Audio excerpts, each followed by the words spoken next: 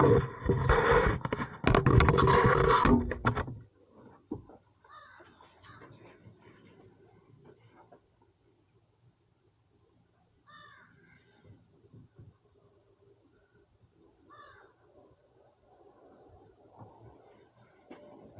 get that on.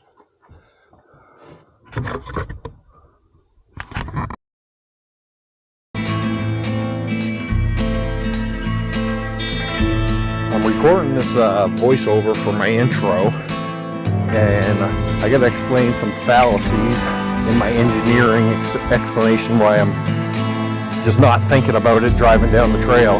Explain head pressure essentially with a 32 pass vertical heat exchanger that's inside the air conditioning unit.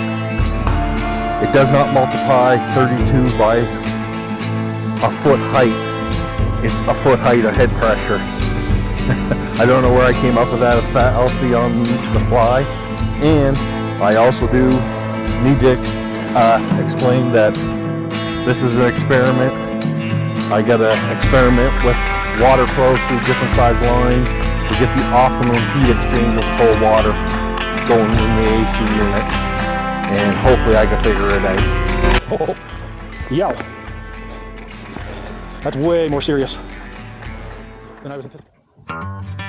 Good afternoon, everybody. It's Jamie from JC Dynamics. I'm on my last day of first week of vacation. I'm going to get on a side-by-side project here. About a year ago, I bought a Amazon Underdash AC unit. It was just the condenser and the blower. It didn't come with any of the compressor pumps or anything like that for gas, but I'm going to do it the hillbilly way, kind of like a swamp cooler. I'm going to use ice water in a cooler.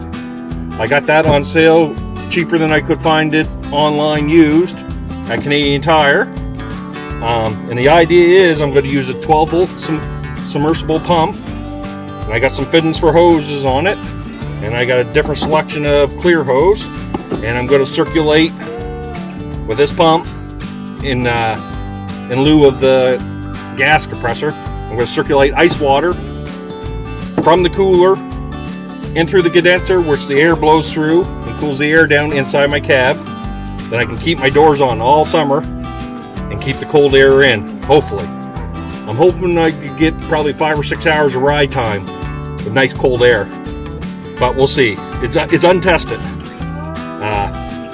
Anyways, then it will circulate back into the cooler, the water will, after it heats up from blowing air, and then I'm going to put it through this aluminum 4-pass transmission oil cooler that's going to be submerged in the ice water, which will hopefully cool the hot water sufficiently enough without warming up the internal ice water temperature a whole lot to be recirculated back into the system.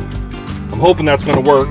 Then I got numerous fittings. I took the gas thermostat control off because the openings are meant for gas, not for water flow, and I didn't want to overload my pump trying to push through these small orifices. And then I got my new trolling motor battery that I'm going to use just for testing. Eventually, if it works good, I'll wire it right into my dash. Then I can remove it in the winter when I need the space for gun racks and stuff. But that's the plan. I had lots of projects to going over. Dryer quit on me. Front steering stabilizer and the Jeep quit on me. Scalped one of my tires, so I had to rotate them after I put a dual stabilizer on. We went away on a short vacation, striped bass fishing in the Miramichi. Didn't get no fish, but we did some fishing. Got some sunshine, seen the Canada Day fireworks, and now we're home, and we're going to go back to work tomorrow. But before then, we got some home projects to take it squared away on.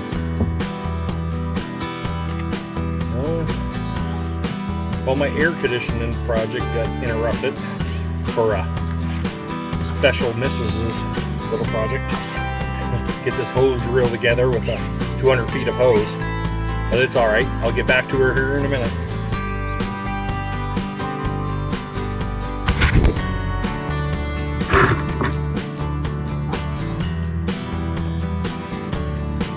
Okay, I'm going to test the little 12-volt pump out first. I did up this temporary wiring with 2 alligator clips to go on the battery. And the pump is a 19 watt, 800 liter per hour capability at a 5 meter lift. So I got a bucket of water here, and I'm going to hook the alligator clips up to the battery and see if it's going to pump out the water.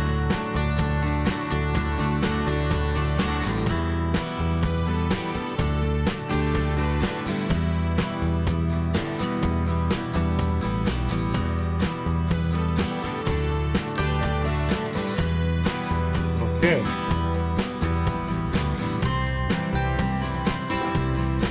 Now, I might have to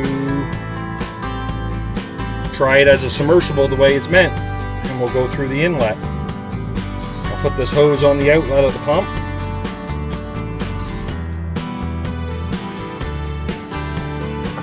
I'm going to pull this hose out.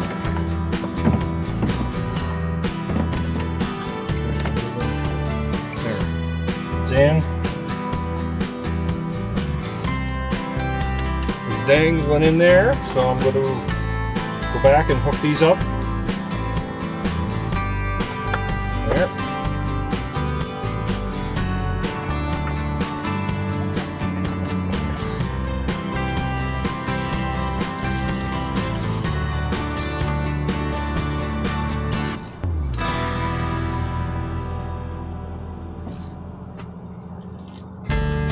So that's it pumping.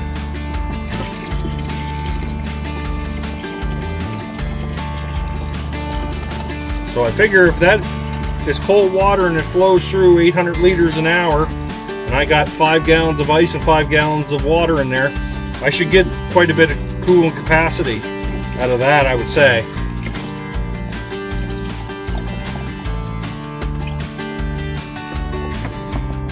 So now the next test is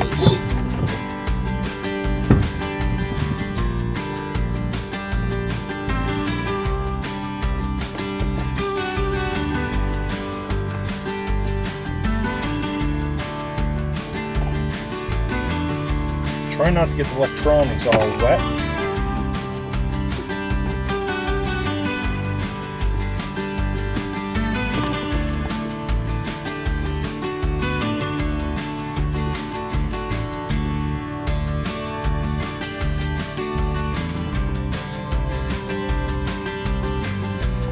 Okay. So, let's see if I can get that to pump out of the air conditioner.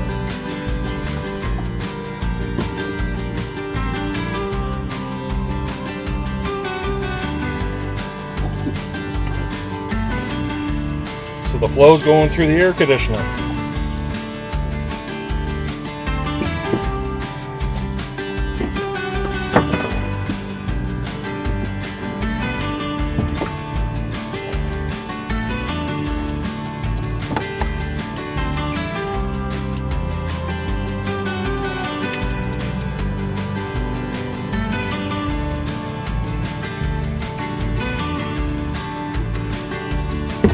So, we know the pump pumps water through the air conditioner, so there's no reason that condenser can't transfer the heat from the fans or the cold from the water through the fans and the fins inside that air conditioning unit.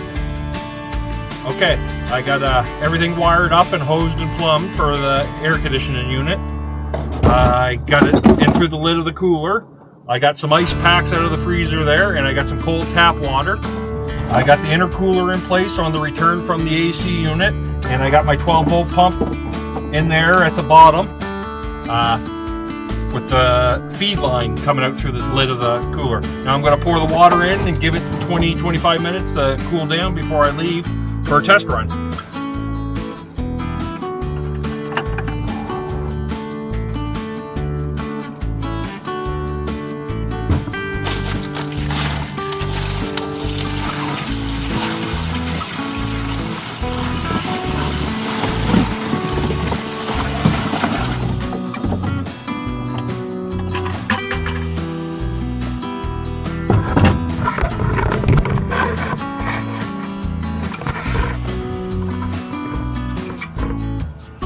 The ice packs are floating in the water. The intercooler's at the bottom. And the pump's laying at the bottom.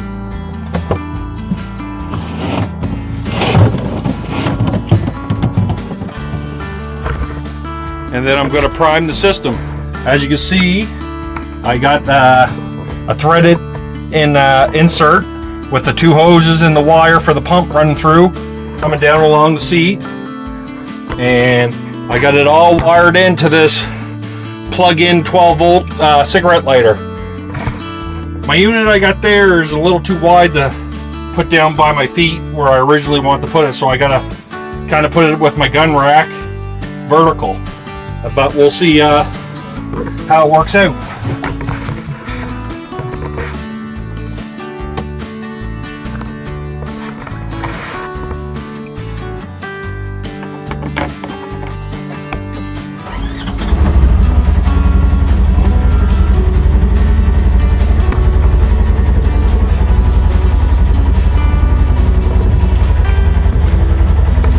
Okay, it's priming the bottom line.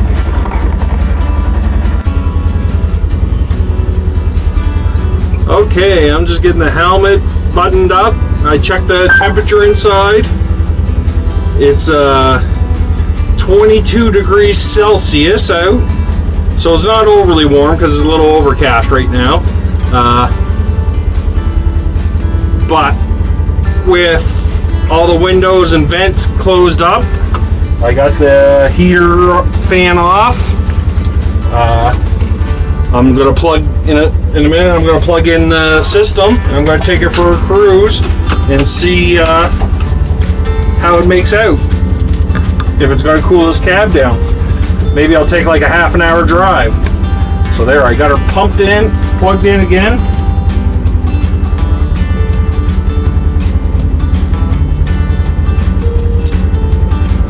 Okay, looks like air bubbles are out of the system.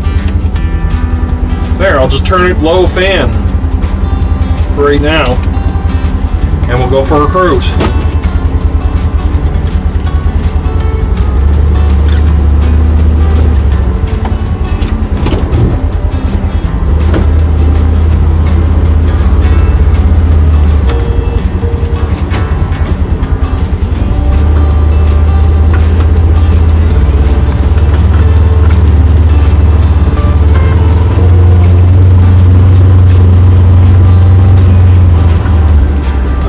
Probably should have strapped down that cooler. Maybe I'll go do that first before we take off.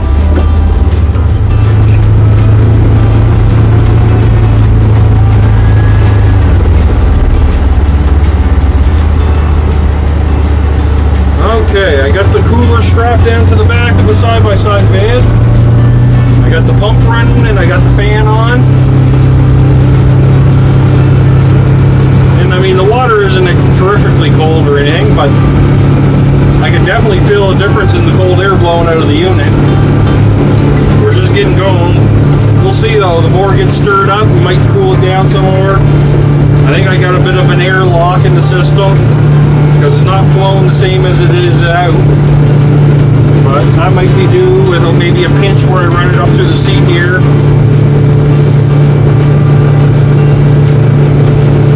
But we'll give it a try.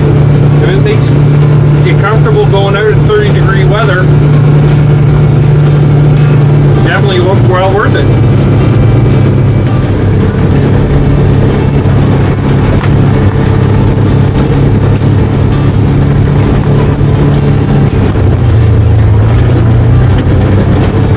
There, we're about 15 minutes from home out on the trail. I just got it on a medium fan set, and it's very comfortable in here with shorts and t-shirt. Now, it's not extremely cold, but it's cool if you hold your hand in front of the fan. Considering this has all been insulated, doors been built, I sealed the cab myself. Compared to a factory setting, really is not that bad.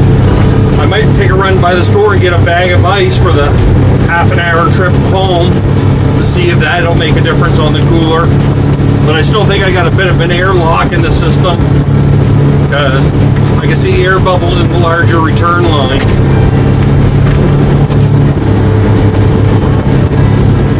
And maybe there's some restriction in that I don't know about in the coolant line, but it kind of looks like the same amount of flow. I mean, 800 liters an hour seems like quite a bit of water. So that should circulate that 5 gallons of water around quite a bit.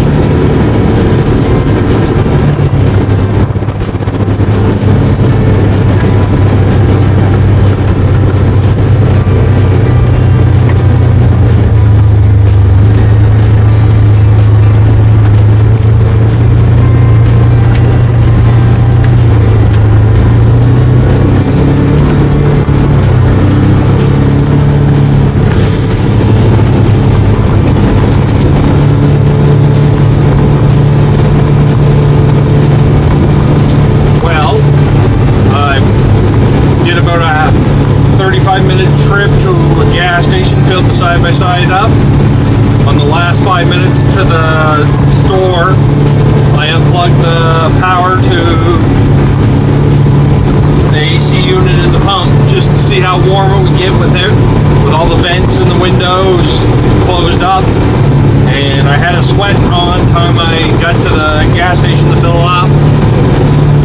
Now on the way back, I turned it back on and we're cruising here for probably another half an hour, and it's cooled the cab right down quite nicely actually,